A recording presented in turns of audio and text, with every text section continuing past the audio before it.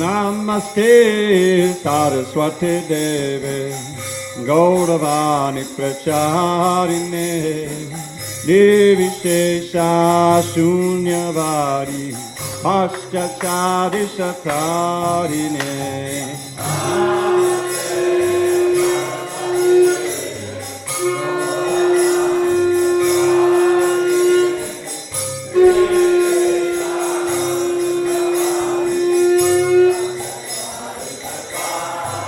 Jaya Shri Krishna Chaitanya Prabhu Nityananda Shri Advaita Gadadhara Shivasari Gaur Bhaktavrinda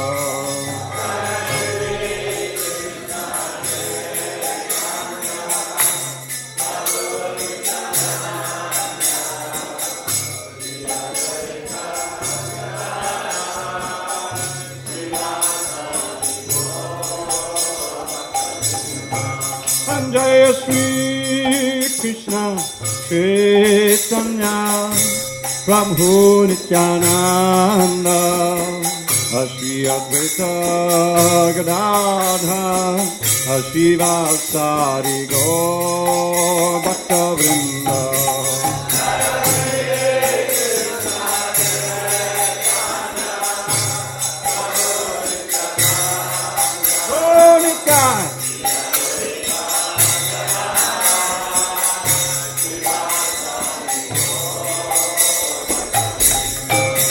Jaya Shri Krishna Chaitanya Prabhu Nityananda Shri Advaita Gadadhara Shivasari Gaur Bhaktavrinda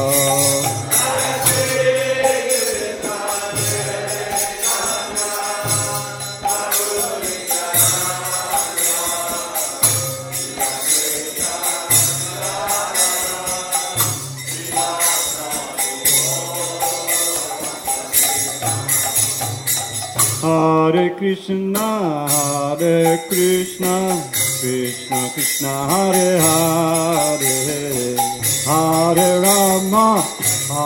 Rama, Rama Rama, Hare Hare.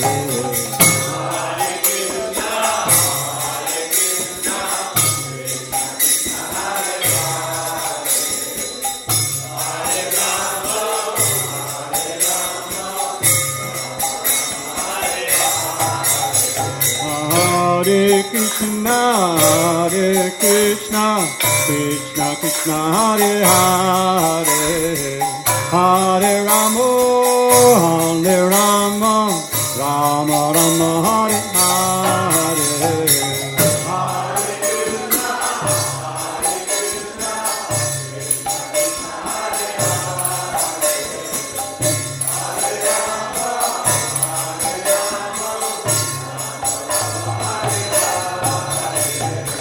Hare Krishna,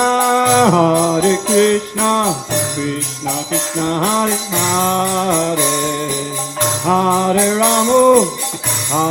Rama, Rama Rama, Hare Hare.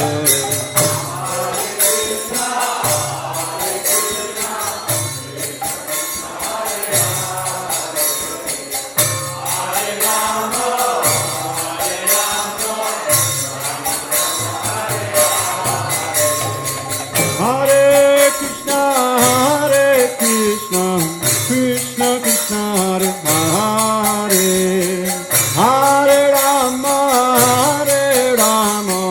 Rama Rama, Hare Hare.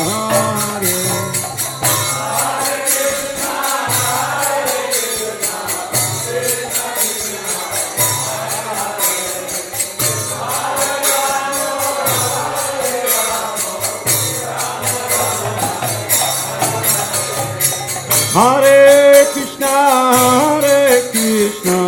Krishna Krishna, Hare Hare, Hare Rama, Rama Rama, Hare Hare.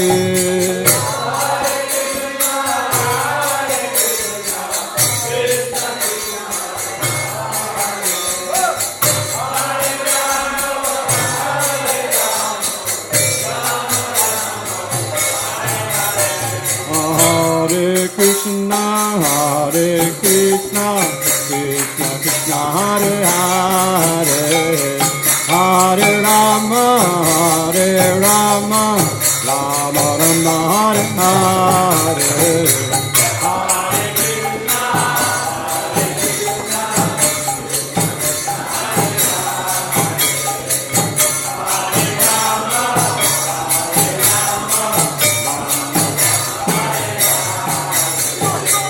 Hare Krishna, Krishna Krishna, Hare Hare, Hare Rama, Rama Rama, Hare Hare.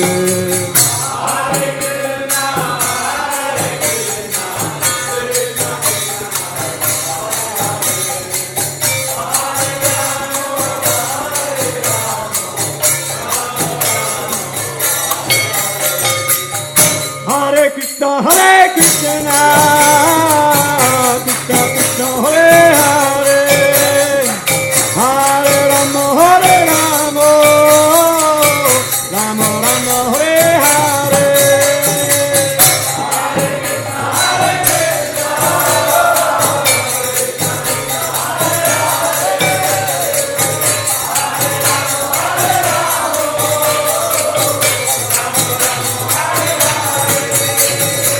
Hare Krishna, Krishna Krishna, Hare Hare,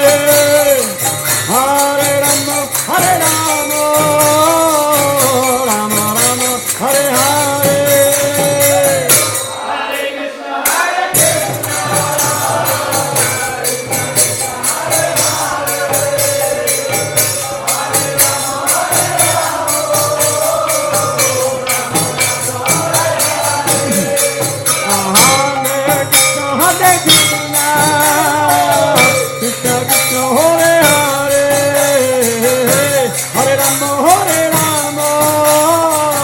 Rama Rama, Hare Hare.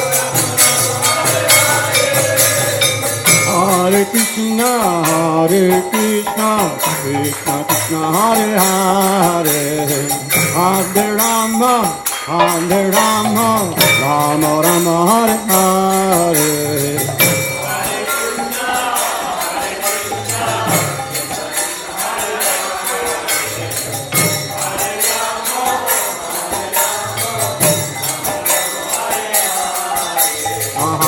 Hare Krishna, Krishna Krishna, Hare Hare, Hare Ram, Ram Ram, Hare Hare.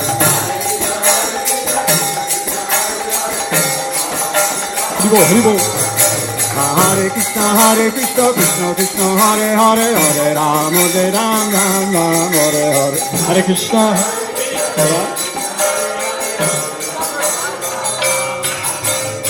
Hare Krishna, Krishna Krishna, Hare Hare, Hare Rama, Rama Rama, Hare Hare.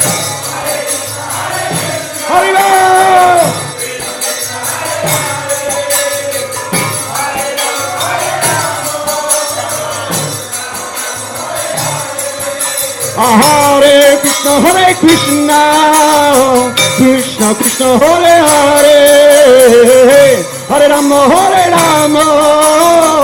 Rama Rama, Hare Hare.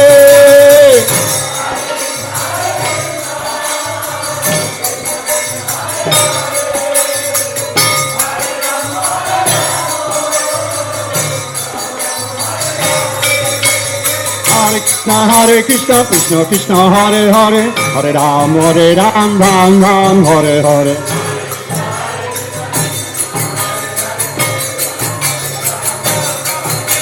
Hare Krishna, Krishna Krishna, Hare Hare, Hare Ram, Ram Ram, Hare Hare.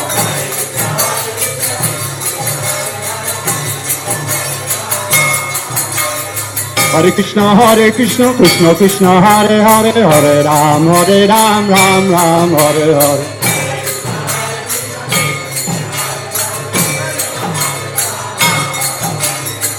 Hare Krishna, Krishna Krishna, Hare Hare, Hare Rama, Rama Rama, Hare Hare. Hare Hare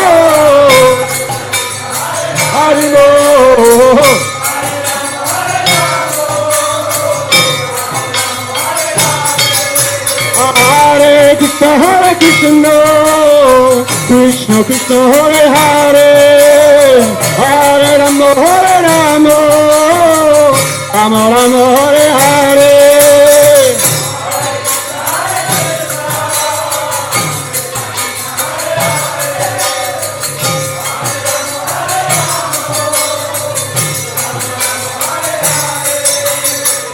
Hare Krishna, Krishna Krishna, Hare Hare, Hare Rama, Rama Rama, Hare Hare.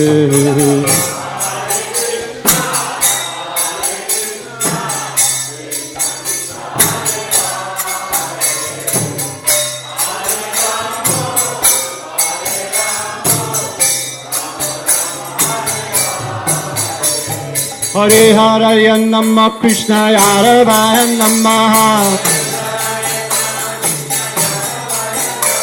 Hare Hare Namah Krishna Yarabaya Namah.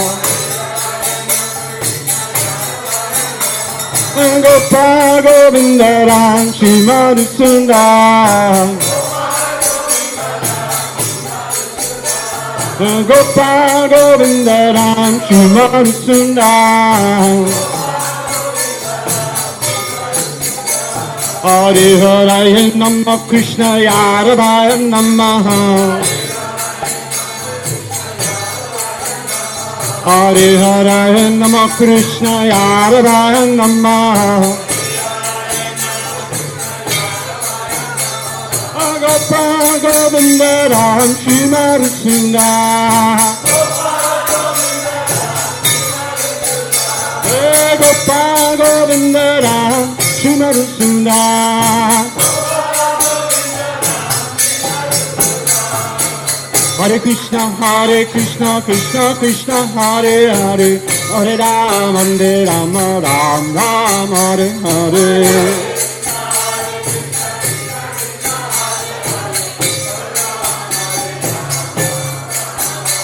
Hare Krishna, Krishna Krishna, Hare Hare, Hare Ram, Ram Ram, Hare Hare.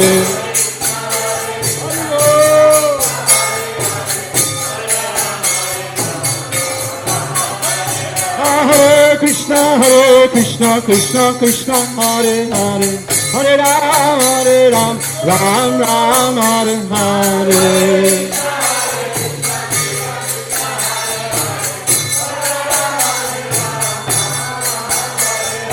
Hare Krishna, Krishna Krishna, Hare Hare, Hare Ram, Ram Ram, Hare Hare.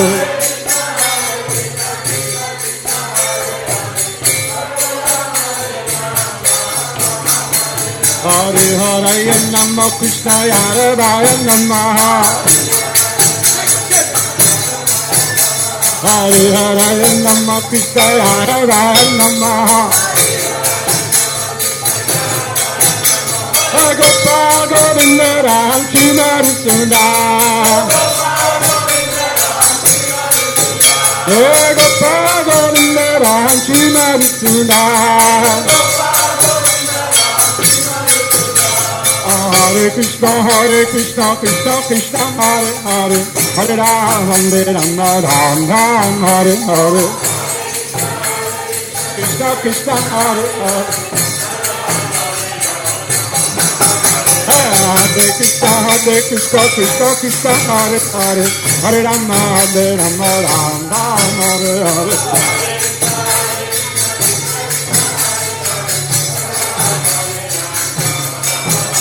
Hare Krishna, Hare Hare, Hare Ram, Ram Ram, Hare Hare.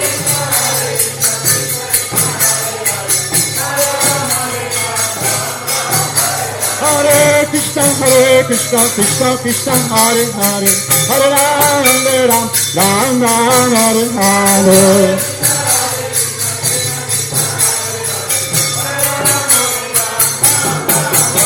Hare Krishna, Krishna Krishna, Hare Hare, Hare Rama, Hare Rama, Rama Rama, Hare Hare.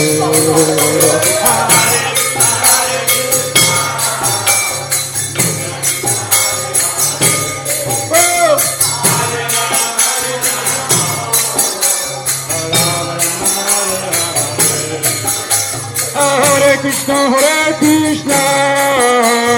Krishna Krishna, Hare Hare, Hare Rama, Rama Rama, Hare Hare.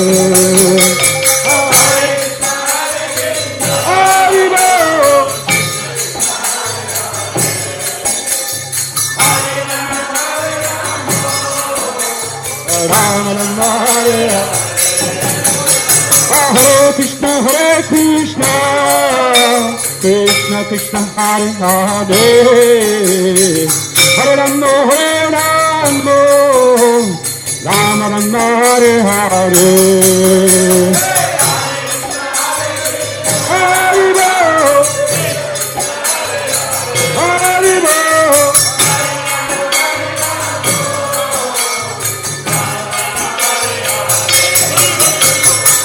Hare Krishna, Krishna Krishna, Hare Hare, Hare Ram, Ram Ram, Hare Hare.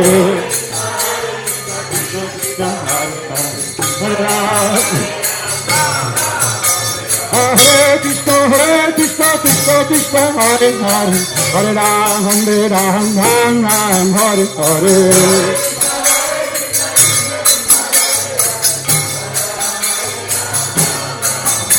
Hare Krishna, Krishna Krishna, Hare Hare, Hare Ram, Ram Hare Hare. Hare Rama,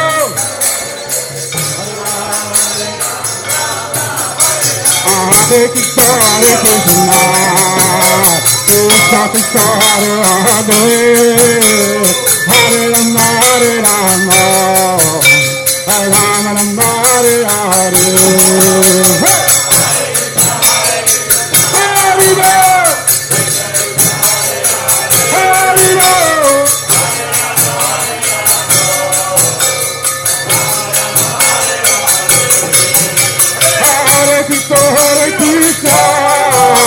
Krishna Krishna, Hare Hare, Hare Rama, Rama Rama, Hare Hare.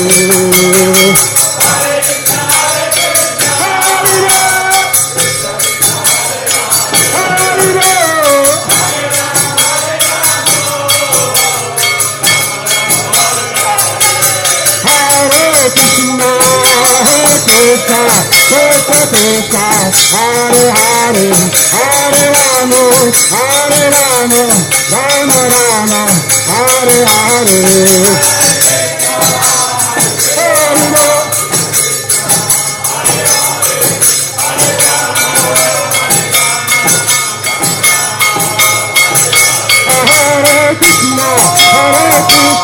Krishna Krishna, Hare Hare, Hare Rama, Rama Rama, Hare Hare.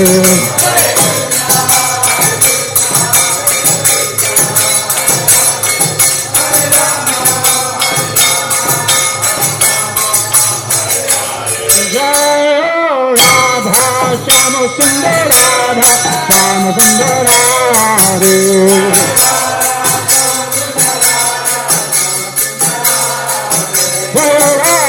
Shama Sundar Radha, Shama Sundar Radha.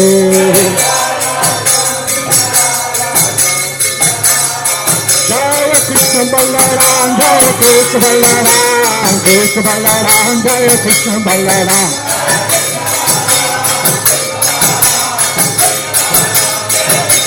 Jaya Krishna Balaram, Jaya Krishna Balaram, Krishna Balaram, Jaya Krishna Balaram.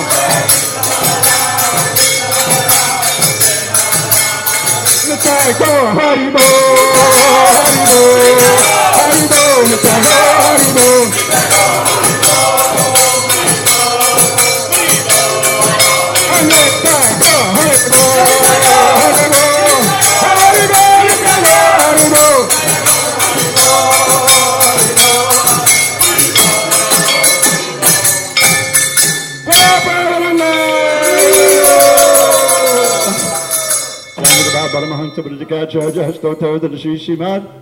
His Divine Grace Srila A.C. Bhaktivedanta Swami Prabhupada ki jai.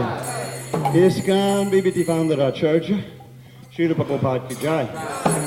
Jai Vishnupad Paramahansa Buddhacharya Ashtotartha Sri Srimad, His Divine Grace Srila Bhakti Siddhanta Saraswati Thakur ki jai. Ananta Koti Vaishnavindra ki jai. Namaskar Srila Haridas Thakur ki jai. Prem Shri Krishna Chaitanya Prabhu Nityananda Shri Advaita Gadadhar Shiva Sadigo Bhakta Vrinda ki jai. Shri Shri Radha Krishna Gop Gopinath Shamakund Radhakund Giri Govardhan ki jai. Vrindavan Dham ki jai. Navadip Maya Pradham ki jai. Jagannath Puri Dham ki jai. Jagannath Swami ki jai. Ganga Mahi ki jai. Yamuna Mahi ki jai. Tulsi Devi ki jai. Bhakti Devi ki jai. Shri Harinam Sankirtan ki jai. Transcendental Book Distribution ki jai. Srila Prabhupada ki jai. Samaveta Bhakta Vrinda ki jai. All glories to the assembled devotees. All glories to the assembled devotees. All glories to the assembled devotees. All glory to Shri Guru and Gauranga.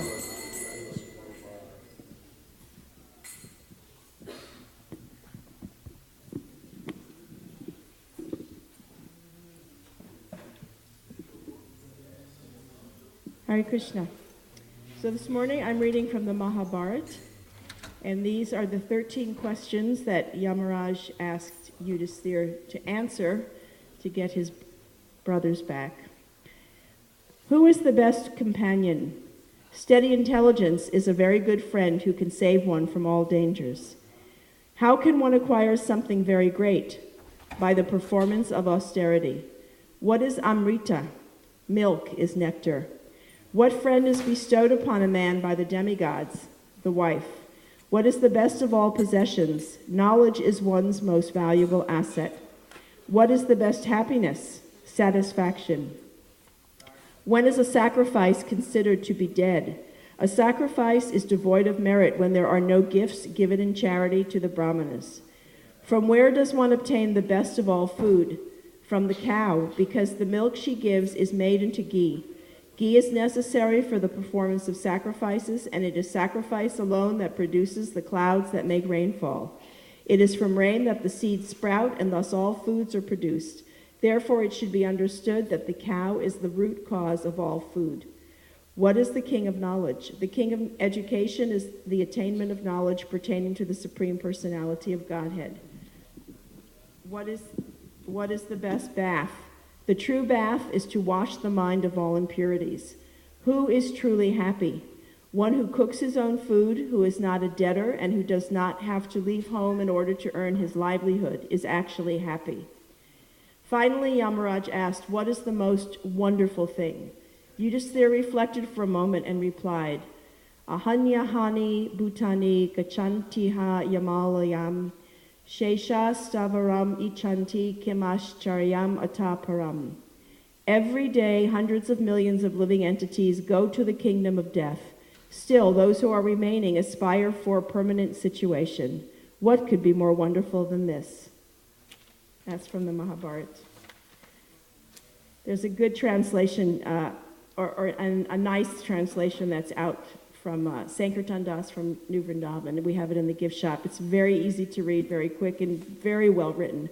Very nice to go through it. You know, we've read it so many times probably, but it's nice to go through it sometimes. Okay, here are the announcements. This evening at 7 p.m., His Holiness Jayadvaita Swami is going to speak in the temple room. He'll speak about his new book, which is the perspective of the Krishna consciousness on the book of Ecclesiastes, which is a book from the Old Testament. I'm sure it's very interesting. That will also be online, and we'll record it for our podcast. We're asking devotees, if you mow the lawn at your house and you gather up the grass in a bag, we would like your grass clippings. That's grass clippings, not stuff from your trees and trunks and stuff like that. Just from the soft grass clippings, we're doing a composting project in the back, and we could use them. Also, every Saturday morning, Madhurya Leelananda is going to do landscaping, and she could use help. So if you ever have a free Saturday and it's beautiful weather right now, you want to be outside, this would be a nice thing to do. Come over to the temple and she'll engage you, starting at around 10 a.m. Okay, I don't know who dressed the deities today, but Akuti Prabhu is giving class.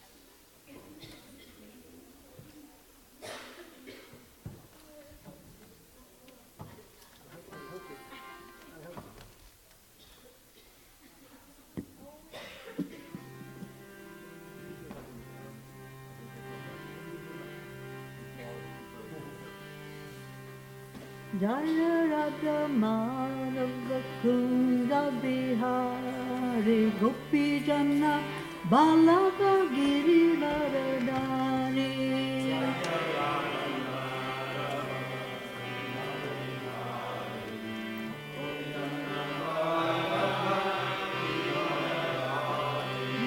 Jaya Radha Madhava Kunda Bihari Gopi Janabala Giri Varadari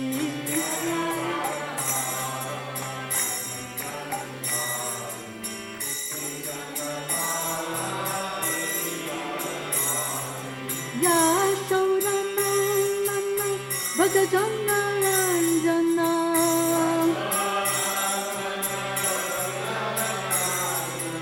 Yashoda Nana Bhajana Ranjana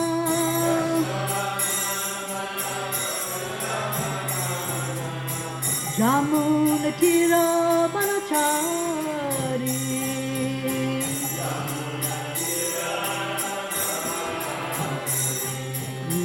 Jamuna Tira Banachari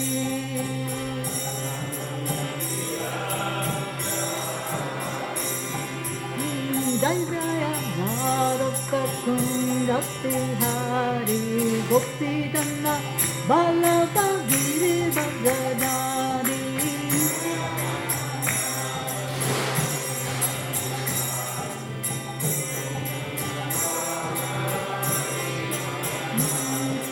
Yashoda Nana Bhajana Ranjana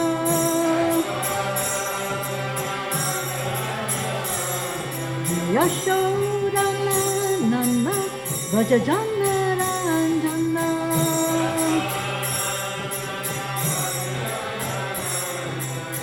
Jamuna Tira Manachari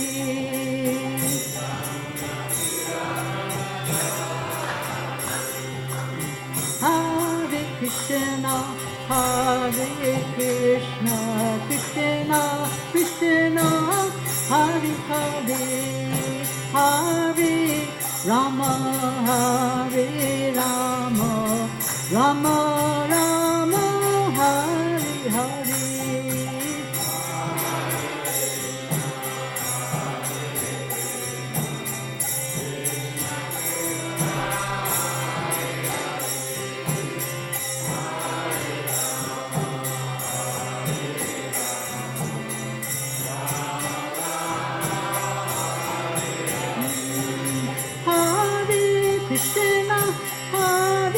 Krishna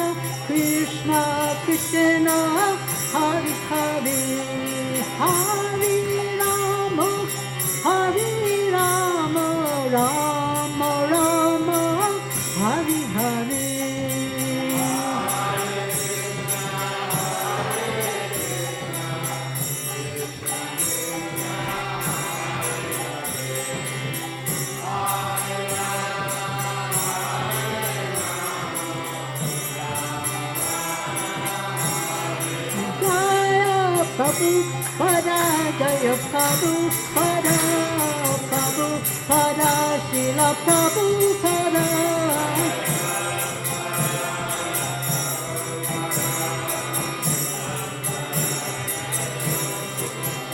Jaya Prabhupada, Prabhupada, Prabhupada, Srila Prabhupada.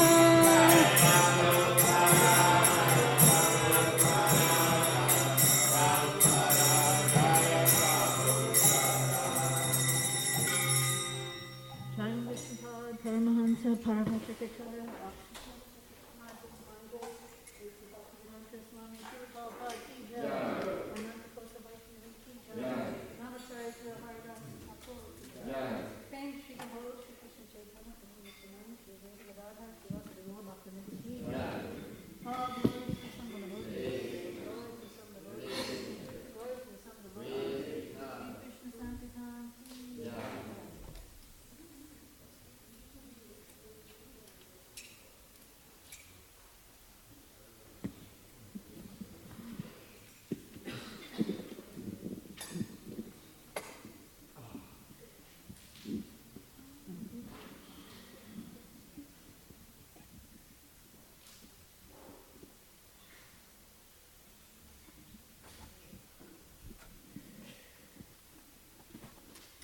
Om Namo Bhagavate Vasudevaya.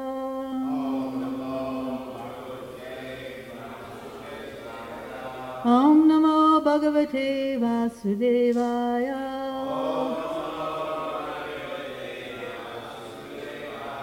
Om Namo Bhagavate Vasudevaya.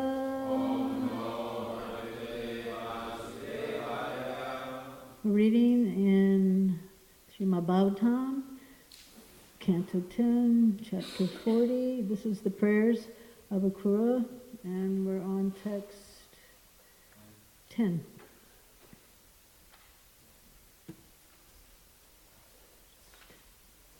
Okay.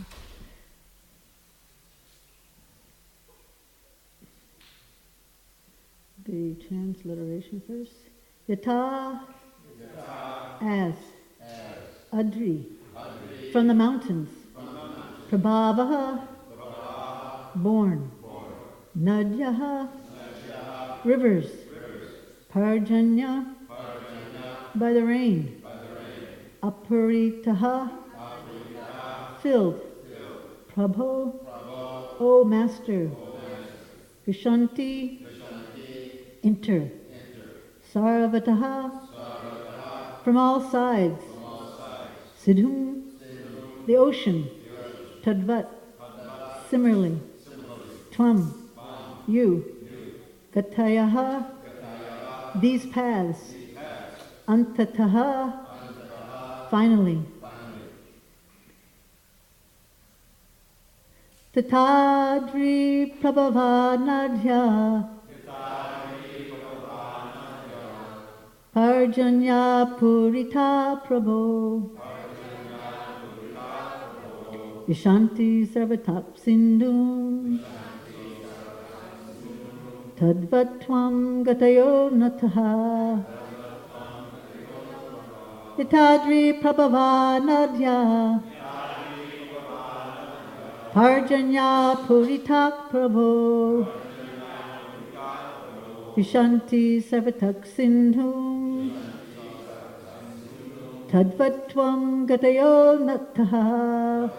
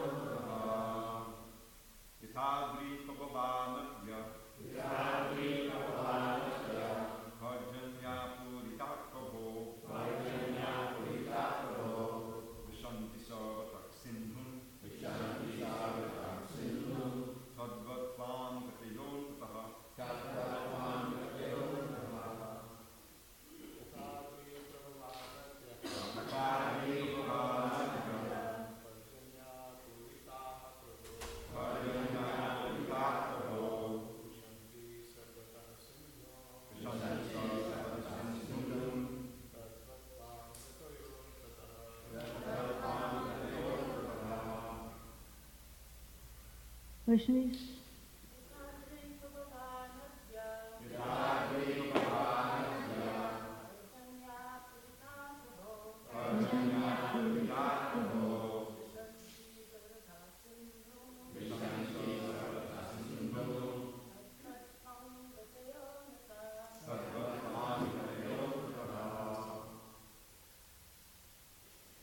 Translation purport by Srila Prabhupada. As rivers born from the mountains and filled by the rain flow from all sides into the sea, so do all these paths in the end reach you, O Master. Purport. Lord Krishna himself speaks on this issue of worship in the Bhagavad Gita 9:23-25. Ye pyanya devata bhaktya yajante sharayan vitaha tepi mam eva konteya yajante avidhi purvakam. Aham hi sarva jnananam bhokta cha prabhu eva cha natu mam abhijananti tatvin atas chaivanti te yanti deva vata devan pitin yanti piti vata bhutanti yanti bhutteja yanti mam yajno pimam. Those who are devotees of other gods and who worship them with faith actually worship only me, O son of Kunti, but they do so in a wrong way. I am the enjoyer, only enjoyer and master of all sacrifices. Therefore, those who do not recognize my true transcendental nature fall down. Those who worship the demigods will take birth among the demigods. Those who worship the ancestors go to the ancestors. Those who worship ghosts and spirits will take birth among such beings, and those who worship me will live with me.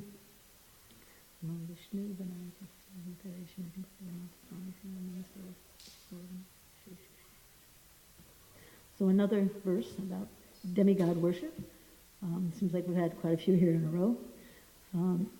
But it is actually in history, if you look back, you'll see that the worship of empowered beings has always been there. In many, many great societies and cultures, there's this recognition of a higher personality that's actually superior to themselves. The Greeks and the Romans, they have scores and scores of different gods. Every once in a while you'll hear that they're making some new building in Rome or in Greece somewhere, and they dig up more statues of more personalities that were in temples, actually worshipped as demigods, in charge of this, in charge of that. Very common to find these in the different societies. The Aztecs, the Mayans, their ruins are full of different worshipful gods. Many of them correlate in all the different societies together. I know that some have visited maybe the Incas or the Mayans down in South America and actually seen some of their worshipful gods resemble Lord Balaram and Jagannath. They look almost exactly the same. And where was it? In Peru. Yeah. And then there's also in our backyard, it's not our backyard, it's the American Indians' backyard, but in our backyard, the American Indians, they worship gods for the clouds and for the rain and for this and the earth and everything. They were actually very advanced personalities because they could perceive, and they were humble enough to perceive that there is somebody more powerful, that I'm not the supreme controller, and that maybe I should submit myself a little bit, maybe I should try to cooperate with these living entities, and then developed these rituals and worship of these personalities. Of course, they didn't have, Shastra or certain leaders to engage in regulated, a real particular service. But it's been going on, or was going on for a long time. And many of it was because they were very much in contact with nature. And now we're not, we're in Cement City. Where do we know too much about nature anymore? We look out our window and we don't even hardly see trees anymore, especially if we're in a city. So they could actually have this feeling of awe and reverence. Many awesome things actually will throw people on their knees, and they'll actually begin to think, yes, I should bow down to somebody else.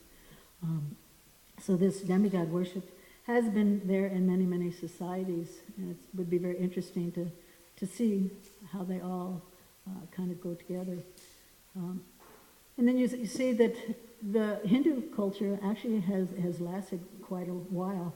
I mean, over time, these societies were conquered over, or they maybe lost faith, or due to famine and so many different things, all these different societies went away, and we don't have this worship going on, except for really in the Hindu faith. It's still going very strong after thousands and thousands and thousands of years.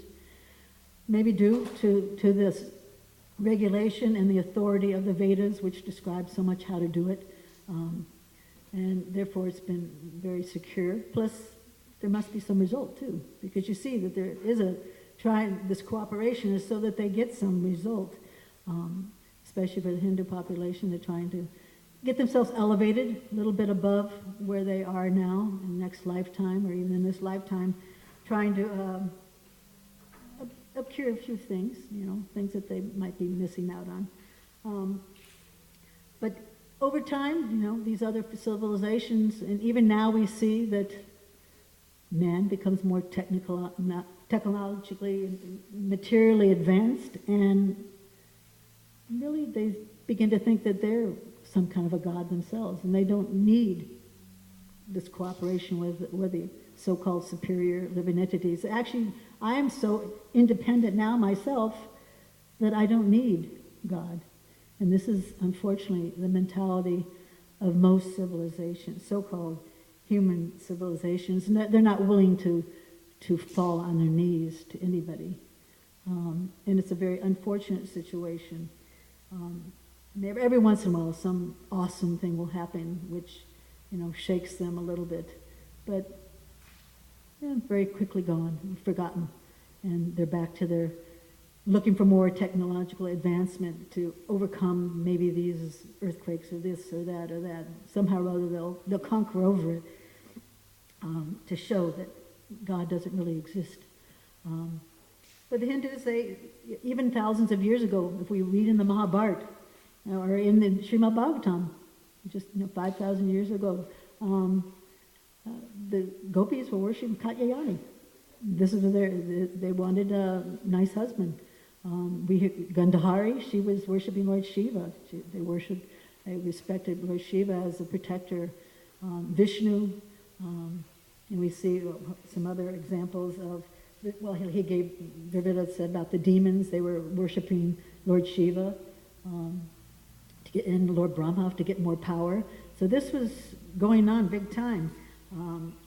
Because it's like an insurance policy, it was a profitable investment that they would be elevated, or they would be protected, or they would get more power or enlightenment of some sort.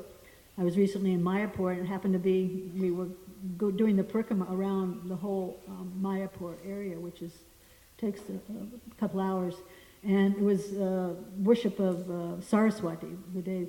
Boy, they were really living it up. Everyone was off work, and they were having great parties, and it was so loud. I thought my eardrums were going to. Even with your fingers in your ear running at full speed, you really wonder if you were going to be able to hear anything after this. So this is still going on. And then there's, the worship of Ganesh. This is very popular.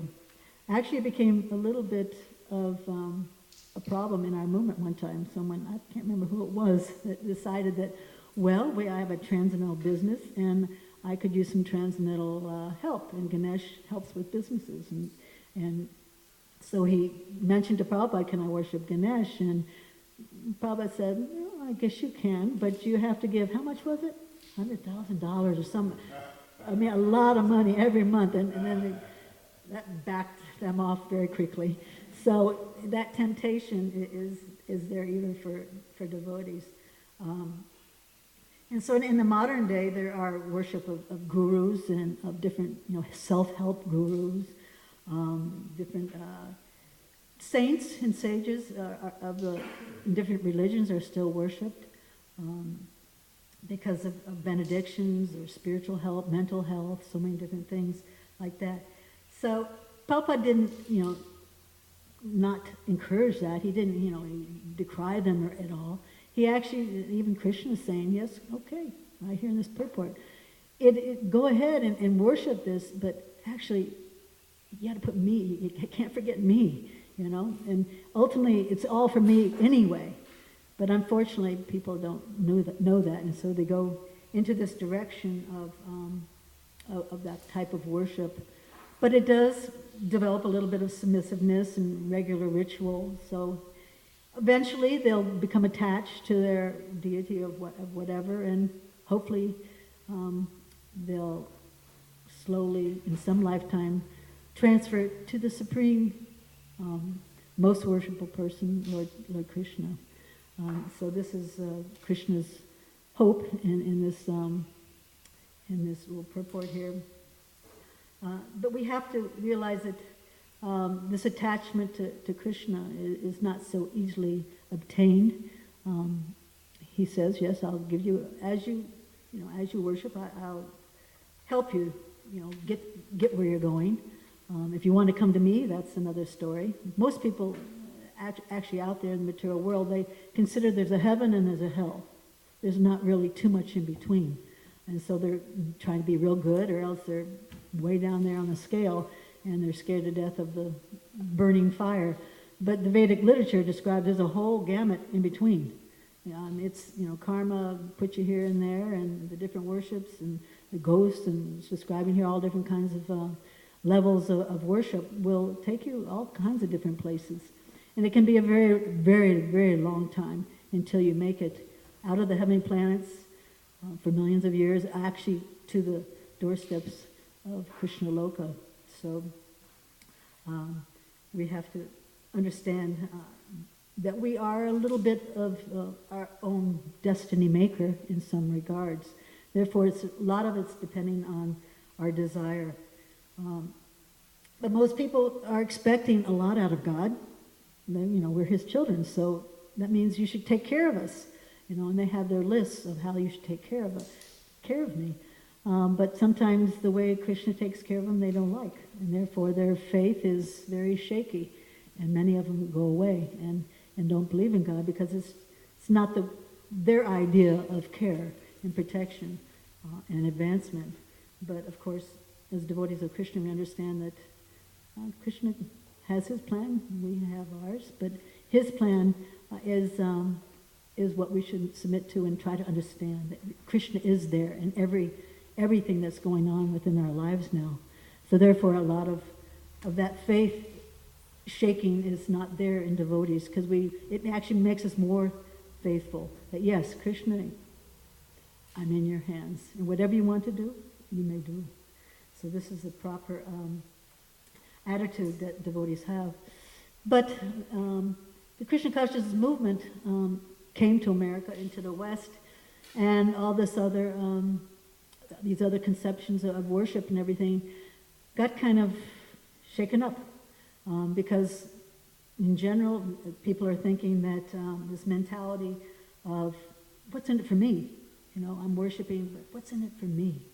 And then Prabhupada came and said that actually the proper mentality is that it's completely selflessness, Don't think about myself, just think about what Krishna wants.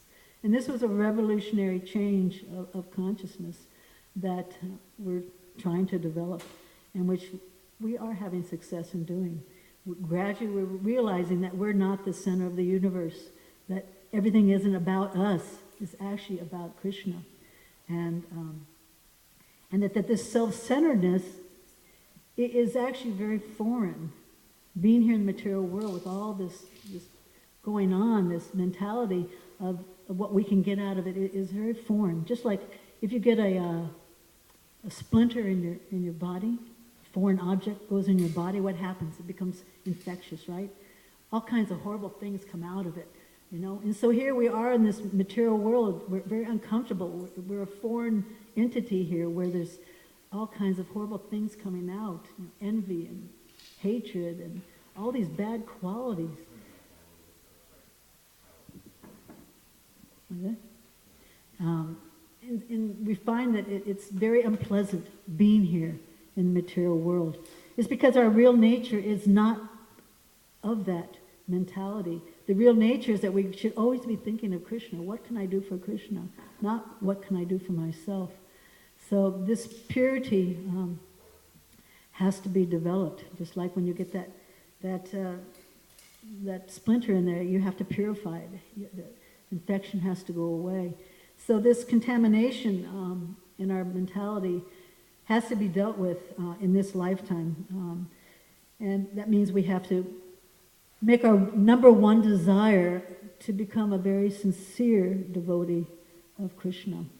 And that's going to be a whole lifetime of work for us, that's for sure, because we're very, very much in the contamination.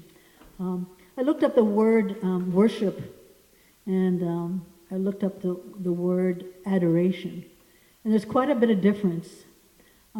Because in bhakti, this process where we can get clean of our contamination, very much it's about devotion. And in the definition of worship, you don't find anything about devotion. You find ritual, you find homage, you find honor, respect, words like this, which goes on for demigod worship, things like that. But if you look up adoration, it's a whole different thing. A couple of the definitions are that it's a fervent, devoted love. Very heavy words that we find in bhakti. And we find another definition. It's a strong feeling of love and admiration. So that love, that bhakti, changes when you put Krishna and God in the center.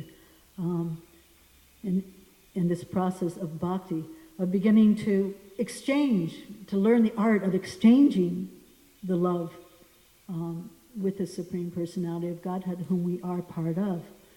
So this is a whole nother gamut, way above worship of demigods. I was listening to a lecture the other day, and Srila Prabhupada described that the custom in India, even he can remember in his lifetime, was that when one would go to the temple, that there would be 3 bowls. And there would be a bowl for grains, a bowl for, I forget what all the 3 things were, but people would come and they would bring something to the deity, and they would put that in the different 3 bowls. And this was their mentality, that I'm going to the temple not just for darshan, but to give something for the Lord. And they would always come with something. But now on Sunday, people go to the churches and they come with their lists and their prayers, right? And they give God a homework for the rest of the week, Now God goes, well, now this person was praying for this, and that person was praying for this, and now I have to figure out how to give it to or not give it to. And so, God has this homework? No, God should be given so many things and adored. Adored because he is the most wonderful thing. Actually, there was a Catholic definition describing about adoration. It was saying the difference was that one would actually see the person as such, that God was such an excellent position, so superior, that automatically that adoration would come from the heart, that love. And so we see that some examples of this adoration, like Sudama Vipa, when he came, he did have some jobs sent to him by his wife, but as soon as he got in the presence of Krishna, he forgot all about that. He even forgot to give the gift. He was embarrassed about that. And he was just thinking of, that friendship, that love I have for Krishna, how wonderful it is. And that exchange was going on in that whole pastime, which is really glorious when you think of it, him, Krishna worshiping his friend. And then there's the Dhruva Maharaj, of course. He went with his list. He was asking for a lot. But he was totally embarrassed afterwards because he realized that mentality, how putrid was my mentality to think that I was going to ask you for something when you're such a wonderful person. And he begins to adore and glorify Krishna. And of course, Prahlad Maharaj, he said, this is not a business exchange, not at all. This is about love and devotion, what I can do for you. So we have to as bhaktas, we have to be very cautious that we don't fall into our bhakti practices with this mentality of, I'm just coming here to worship, to do my duty, to do my ritual, to come and chant my 16 rounds, or even on a lesser mentality of, this is my chore, this is my obligation. If I want my khichdi, I guess I should wash a pot, or less than that is that, oh, well, I guess I have to do this for Krishna. Rather than I get to. It's such a wonderful opportunity for me to come here and sit here and make these garlands. It's so nice to see when the lady comes in, when I'm setting up for the dress of the deities on Monday, and here's a 4 o'clock offering, please take it. She's taking the time. She's probably on her way to work, but it's that privilege she gets to do. Oh, at least I get to do this. Here's my offering for 4 o'clock. And it's so much appreciated. I mean, I appreciate it, But what lets Krishna must appreciate that endeavor, that thought that, yes, this week I get to do this, or that week I get to do that, or this day I get to do that. Not that, oh, I guess I have to make those cookies today, or, it's a whole different thing. So we have to be very careful. But it's so easy to forget this mentality. So easy. Daily. I mean, even hourly, we have a tendency to forget this proper mentality. It's like a relapse. Here we are, back in contamination, infested again with this horrible mentality. So Krishna's very kind. It's not that, he has to come here and help us. We blew it a long time ago. It's our responsibility to get it back together. But he actually, he left his abode. He doesn't really have to come here. Like, he has all these demigods. He has 33 million demigods to do all that work. But he comes. He actually came 5,000 years ago, gave us the instructions of Bhagavad Gita. The temple worship was established after he left. Worship and so many things were going on. And then even more so, not just the instructions and him present on the planet, purifying it, but then he even came 500 years ago in the most merciful form and presented himself in great, the greatest form of the holy name, spreading this holy name around, personally there in his holy name. And by doing that, by hearing and chanting, we can, 24 hours a day, Prabhupada said, we can be in contact with Krishna if we're a sincere seeker of that purity. If we really want to finish up our business in this material world, then we can have that contact. And that contact, as much as we can get, we need. Therefore, Prabhupada said, at least 16 rounds. During that time, hopefully you'll remember Krishna, what you're saying. Remember, oh Lord, oh energy of the Lord, please, please engage me. So this regularity of chanting the holy names was even demonstrated by Lord Chaitanya. He would wear beads on his hand to count. And so we should not take it lightly that we should be chanting these holy names. Because this is like a concentrated dosage of Krishna that he put in this mantra, in this Maha Mantra. And he put it in a chewable tablet, We're so immature and so baby-like in taking up spiritual life. We're scared of it. We don't really want it. That he has to put it in a chewable form. So he puts this dosage of the holy name just in Hare Krishna, Krishna Krishna, Hare Hare, Hare Rama, Rama Rama, Hare. And we can sing it in any melody. We can sing it. We can chant it. We can chant on our beads. So therefore, why don't we take it more seriously? It's just a matter of getting to the offenseless stage.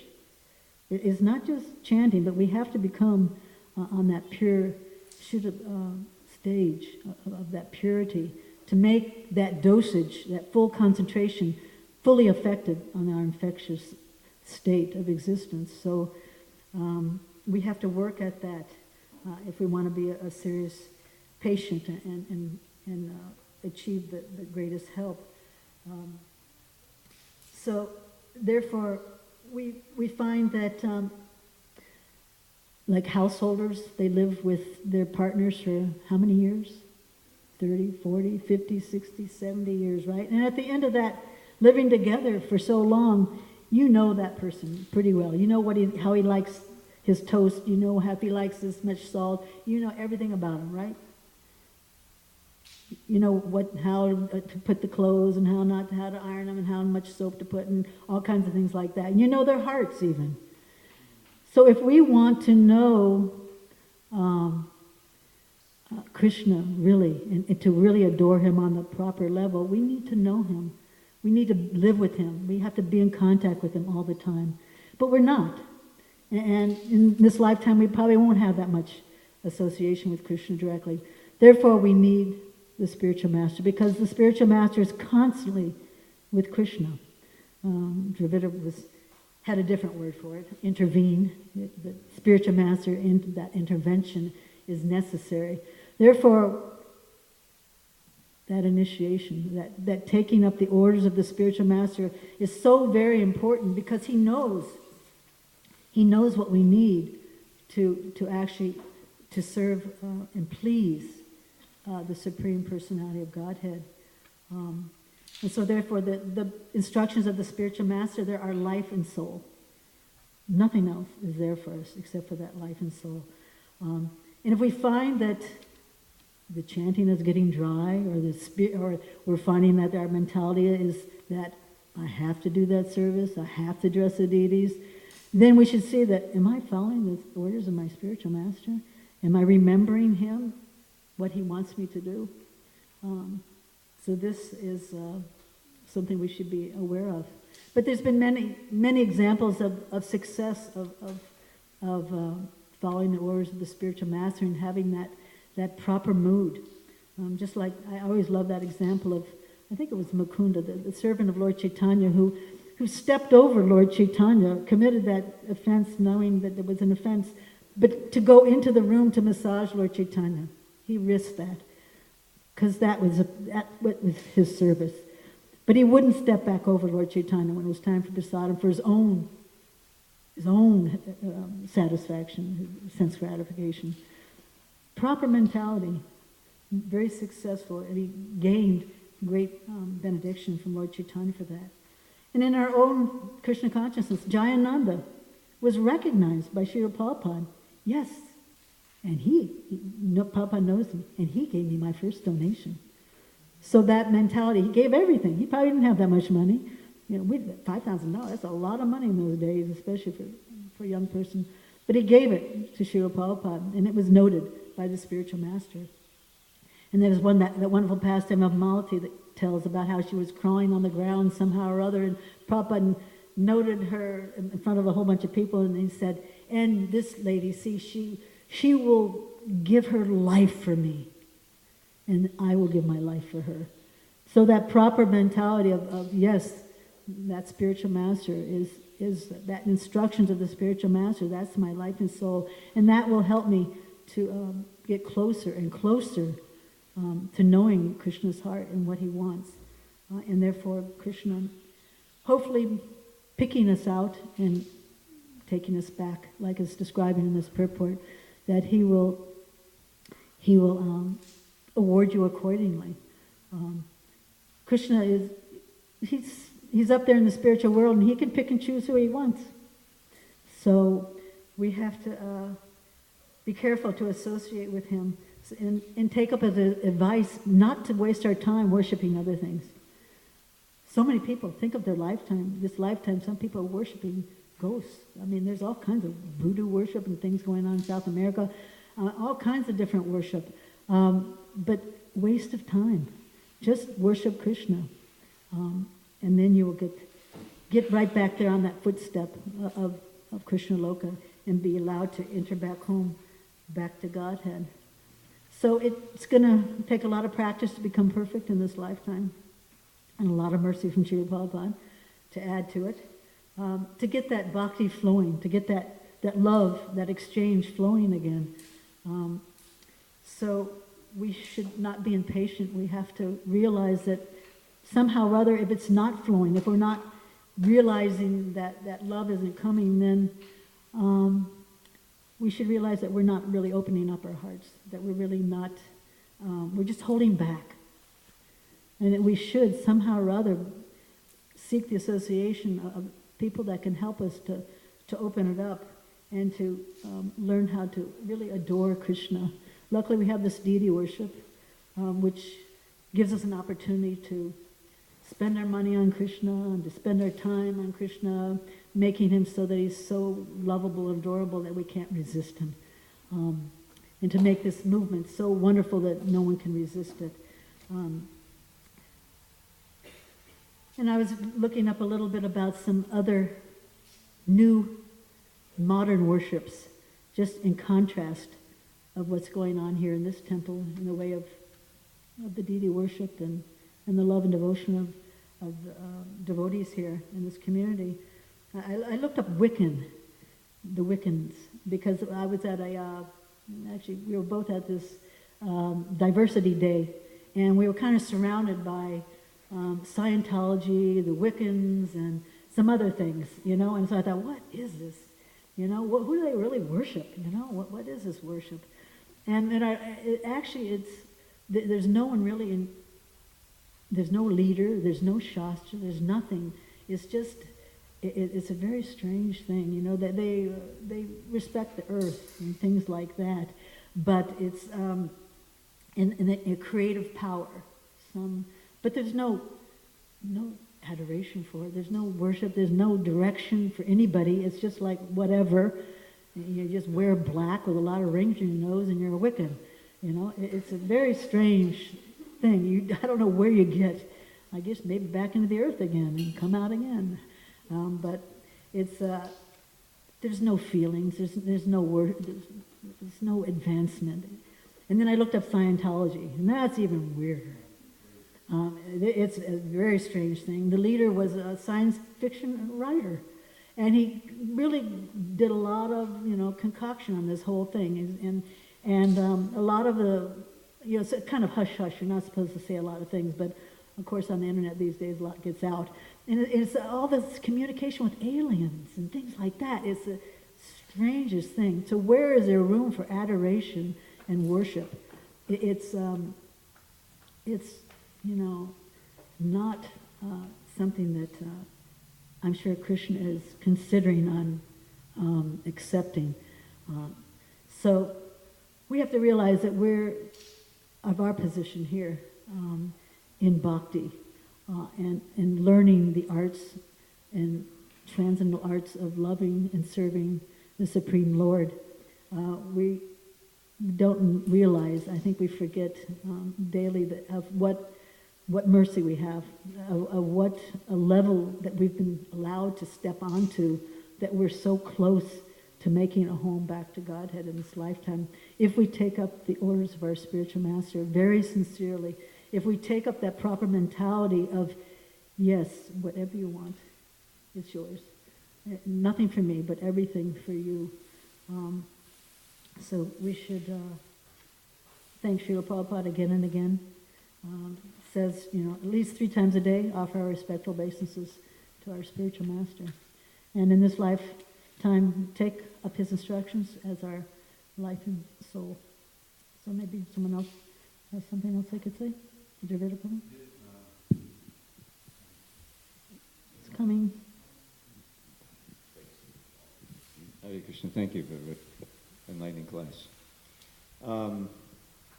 The word worship, you started out, this is my field, words. Mm-hmm. So the English language is messy, because I looked it up in one dictionary. It includes what you normally, reverent, what does it say here? To render religious reverence, but also it says to feel an adoring reverence or regard. So they mix that in also. They try to, have to. And the ones I looked up didn't have that. Huh? The ones I looked up didn't have it. The dictionaries differ also. Yeah. But I think more to the point would be our own word, upasana. And I looked that up also, and that has a lot of interesting connotations. Can you translate it for us? Yeah, it's right here. I have the dictionary on here. And first of all, it's like Upanishad. It's to come near. The act of sitting or being near or at hand, serving, waiting upon, service, attendance, respect. That's one definition. Homage, adoration, worship. And then the other one is just being intent or engaged in. And this is what I was bringing out yesterday. And it brought to mind, I did a little research. And we were going to come up on a verse near the end of Bakura's prayers where he uses this word sad upasana, upasanaya, which means worship of the guru, of the sat, like we sing every day, sadbi. But then in the 87th chapter, there's a verse about asadupasana, of worshiping the impermanent. And there's this phrase, sadupasanaya atma hano. By worshiping the impermanent or worshiping these relative beings, as Krishna says in the Gita, you fall down, or in this case, you destroy the self, or you destroy your self-realization. So this is what you, and worship can also mean just being intent on, just paying attention to. And that's what it has, that word upasana can mean that.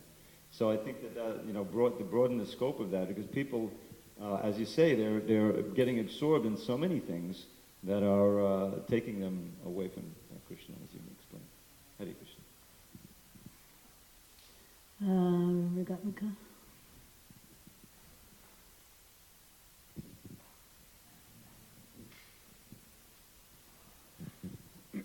You mentioned the exchange that Malati had, Prabhupada.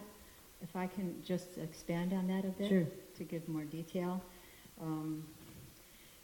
In Mayapur and Prabhupada's Bhajan Kutir, in the beginning, she was cooking for Prabhupada every day, and it was becoming so austere, having just to even try to get a few rupees from the treasurer every day to go to Navadvip, which was not easy in those days, to get the ingredients to cook and all.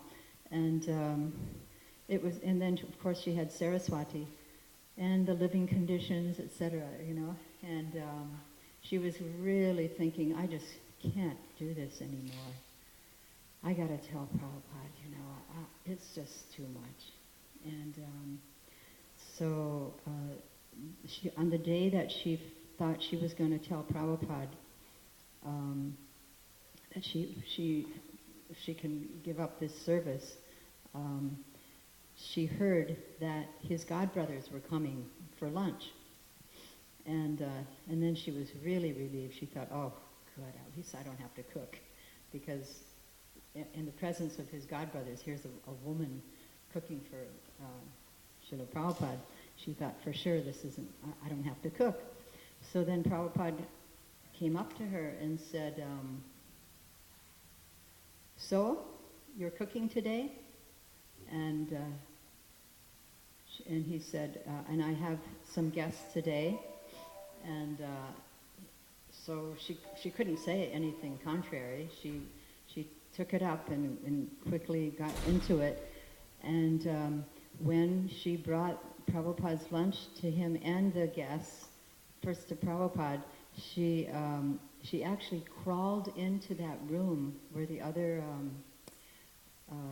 some godbrothers were sitting with him. She had her head covered to the ground and crawling in with her, holding her hands up the tray to give to Prabhupada. And that's when Prabhupada said, she would slit her neck for me, and I would slit my neck for her. That's how he said it. This is what Malati said. Imagine.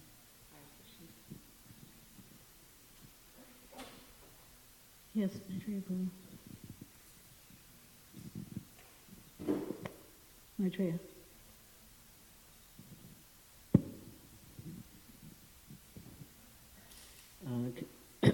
How long is it going to actually take us to become purified? What decides that? Because to say it's going to take a lifetime sounds a little arbitrary.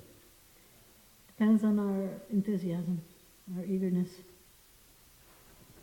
Okay. Yeah. Lakshmani has something to add. Someone asked Harper that question. Harper said it could take a minute. So it could take 1 minute. So it really depends on us, because it could take 1 second. So, Hare Krishna. I mean, what to speak of a lifetime, it could take 1 million lifetimes. So it's a very expandable number from 1 second to 1 million lifetimes. And Prabhupada made that comment that, there's no fixed time. We could it just depends on our intention, our desire. So we have to really go internally and realize what's keeping us back. Like I said, we need to open up. Madame Mohan has the answer. I just remember another thing that Prabhupada had said. He said, but generally you can do it in one lifetime. He said, generally, it is sufficient with this process that you can do it this lifetime. Yeah, so we have to have that faith and enthusiasm. Well, it comes naturally if you follow it. Yeah. Shri Prabhupada ki jai.